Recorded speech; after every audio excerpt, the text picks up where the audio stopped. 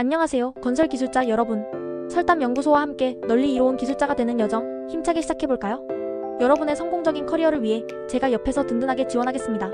오늘은 불도저 리퍼, 그 중에서도 강력한 유압식 리퍼의 시간당, 작업량 산출 방법에 대해 아주 깊이 있게 파헤쳐보겠습니다. 아마 많은 분들이 현장에서 도대체 이 복잡한 계산 어떻게 해야 하는 거야?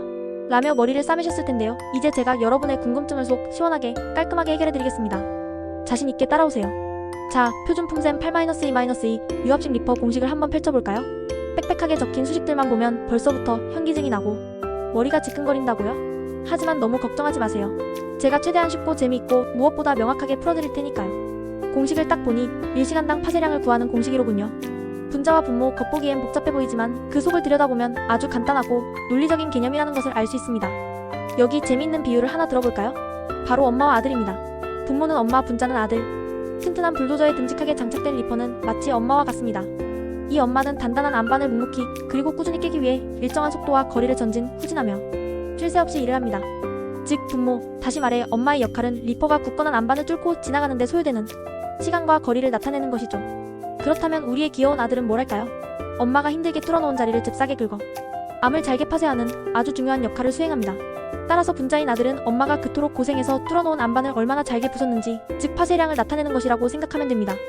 이렇게 엄마와 아들의 아름다운 협업을 머릿속에 그리면서 단가에 접근하면 훨씬 더 쉽고 재미있게 이해할 수 있을 겁니다. 좀 더 자세히 들여다볼까요?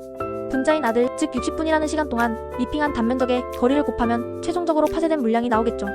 여기서 핵심은 암질에 따라 반드시 최적 환산 계수를 꼼꼼하게 적용해야 한다는 점입니다. 아무래도 연약한 안반을 파쇄하는 것보다 훨씬 더 단단한 안반을 파쇄하는 데에는 더 많은 힘과 에너지가 필요하겠죠. 이처럼 암질에 따른 작업 효율까지 세심하게 감안하여 분자인 아들의 역할을 정확하게 계산해주는 것이 중요합니다. 이 모든 것을 공식으로 멋지게 표현하면 60xn xf(x2)가 되겠네요. 잠깐 퀴즈 타임. CM, 즉 사이클 타임 공식이 왜 이렇게 친절하게 두 개나 주어져 있을까요? 물론 표준 품셈에 명확하게 명시되어 있긴 하지만 솔직히 말해서 일반인이 해석하기에는 다소 난해한 부분이 있습니다. 첫 번째 공식은 비교적 일반적인 상황, 즉 불도저 시간당 작업량을 산출하는 데 사용됩니다. 그렇다면 두 번째 공식은 언제 사용할까요? 바로 현장 여건이 너무나 복잡하고 예측 불가능하여 일반적인 공식으로는 도저히 정확한 작업량 산정이 어려울 때 별도로 산정하라는 의미입니다. 즉 융통성을 발휘하여 상황에 맞춰 유연하게 대처하라는 건설 선배들의 따뜻한 조언이 담겨있는 것이죠. 연질, 중질, 경질, 듣기만 해도 왠지 머리가 아득해지는 이 단어들. 건설 현장이 아니고서는 평생 동안 단 한 번도 접할 일 없을 것만 같은 이 낯선 용어들은 대체 뭘 의미하는 걸까요? 쉽게 설명해드리겠습니다. 안반의 종류, 즉 암질에 따라 연, 중, 강 이렇게 세 가지 종류로 나누고 각각의 안반을 탄성파 속도라는 기준으로 구분합니다. 여기서 중요한 점은 화강암은 무조건 단단하다라는 고정관념을 버려야 한다는 것입니다. 화강암도 종류에 따라 연한 암이 있을 수 있고 중간 정도의 암이 있을 수 있고 상상 이상으로 아주 단단한 암이 있을 수도 있습니다. 바로 이 미묘한 차이를 탄성파 속도라는 과학적인 기준으로 정확하게 구분하는 것이죠. 탄성파 속도라는 복잡한 용어 때문에 또다시 좌절하려는 분들 잠깐만요. 너무 어렵게 생각하지 마세요. 최대한 쉽게 설명해 드릴게요. 탄성파 속도란 간단히 말해 안반을 깰 때 리퍼와 안반이 서로 부딪히면서 깨지는 속도라고 생각하시면 됩니다. 조금 더 학문적으로 표현하자면 안반을 매질로 하여 전파하는 파동의 속도를 의미하는 것이죠.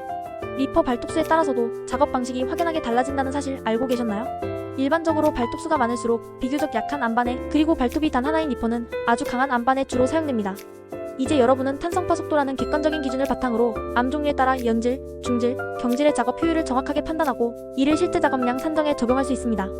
여기서 잠깐 실제 판례를 통해 더욱 깊이 있는 학습을 해볼까요?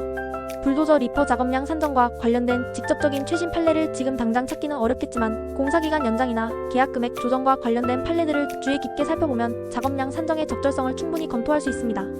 예를 들어 사전에 예상하지 못했던 아주 단단한 안반이 갑자기 등장하여 공사기간이 불가피하게 연장되었다면 이는 당연히 작업량 산정에 영향을 미치는 매우 중요한 요소가 될 수 있습니다. 생생한 실무 사례를 하나 더 들어볼까요?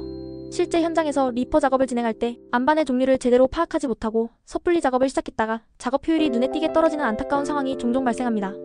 이럴 때는 시간과 비용을 아끼지 말고 반드시 지질 전문가의 도움을 받아 안반의 종류를 정확하게 파악하고 그에 가장 적합한 작업 방식을 신중하게 적용해야 합니다. 피드백. 오늘 학습한 핵심 포인트를 다시 한번 꼼꼼하게 정리해볼까요? 분자 분모, 엄마 분모가 아들 분자를 묵묵히 돕는다는 재미있는 개념으로 쉽게 이해하자. CM 사이클 타임 현장 상황에 따라 적절한 공식을 선택하여 적용하는 센스를 발휘하자. 암질, 연질, 중질, 경질에 따라 작업 효율이 천차만별로 달라진다는 사실을 명심하자. 탄성파 속도 리퍼와 안반이 강렬하게 부딪혀 깨지는 바로 그 속도. 판례 및 실무 사례 실제 사례를 통해 작업량 산정의 중요성을 다시 한번 깨닫자. 자, 오늘 저와 함께 학습한 내용을 바탕으로 이제 실제 건설 현장에서 더욱 자신감을 가지고 작업량 산정을 수행할 수 있겠죠? 하지만 여기서 만족하지 마세요. 끊임없이 배우고 꾸준히 발전하는 진정한 프로 건설 기술자가 되어야 합니다. 마무리. 더욱 심도 깊은 정보와 지식을 얻고 싶으시다면 지금 바로 동영상 아래에 있는 링크를 클릭하여 설담연구소 구독 콘텐츠를 자세하게 확인해보세요. 저는 언제나 여러분의 빛나는 지식 향상과 성공적인 건설, 커리어를 진심으로 응원합니다. 잊지 마세요. 구글과 네이버에서 주저하지 말고 설담연구소를 검색하고 프리미엄 콘텐츠를 통해 더욱 전문적이고 실력 있는 기술자로 힘차게 발돋움하세요. 설담연구소와 늘 함께한다면 여러분 모두 널리 이로운 존경받는 기술자가 될 수 있습니다.